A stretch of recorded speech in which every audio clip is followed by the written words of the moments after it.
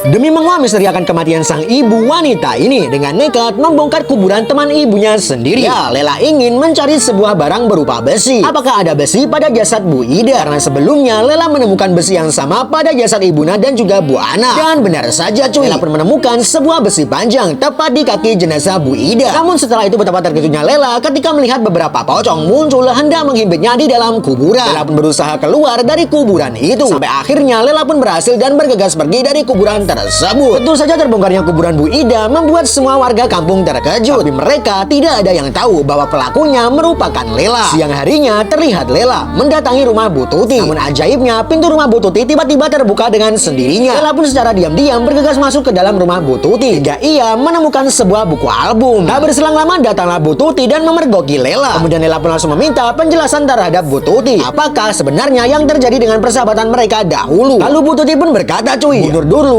merupakan pelakor keluarga kami, termasuk ayah kamu sendiri yang sudah diambil oleh Bu Nur. Namun tiba-tiba Bu Tuti pun mendengar suara aneh hingga ia merasa kesakitan. Lalu tak berselang lama Bu Tuti pun merusak wajahnya dengan tangannya sendiri. Sementara di sisi lain Arif tak sengaja melihat jejak tanah di rumahnya dan mengarah ke kamar Lela. Arif pun terus menyusuri jejak tanah itu sampai akhirnya ia menemukan cangkul di bawah tempat tidur Lela. Disinilah Arif pun menduga bahwa Lela lah yang sudah membongkar kuburan Bu Ida. Sementara Lela yang baru saja pulang dari rumah Bu Tuti langsung meminta Arif untuk diam. Lalu Lela pun mengatakan, aku melakukan ini untuk mengungkap penyebab kejanggalan kematian ibu kita, Bu Ana dan juga Bu Ida. Karena Lela saat itu menemukan besi yang sama pada jenazah mereka bertiga. Namun sialnya percakapan Arif dan juga Lela diam-diam didengarkan oleh Bu Teri cuy. Bu Teri pun dengan cepat menyebarkan berita tersebut kepada warga kampung. Jika kematian Bu Siti, Bu Ida dan juga Bu Ana itu karena terkena santet. Sampai-sampai kabar tersebut sudah didengarkan oleh ketua RT setempat. Lalu Pak RT pun meminta kepada para warga untuk tidak menyebarkan berita hoax tersebut secara luas. Lalu pada malam harinya Lela pun mendatangi rumah Bu Teri dan memintanya untuk tidak memperluas berita tidak benar itu. Namun tiba-tiba Bu Teri pun mengalami kejadian aneh dengan wajahnya yang sangat menyeramkan. Akankah Bu Teri akan menjadi korban selanjutnya yang akan meregang nyawa? Saksikan pas seru berikutnya di akun Ozi Film.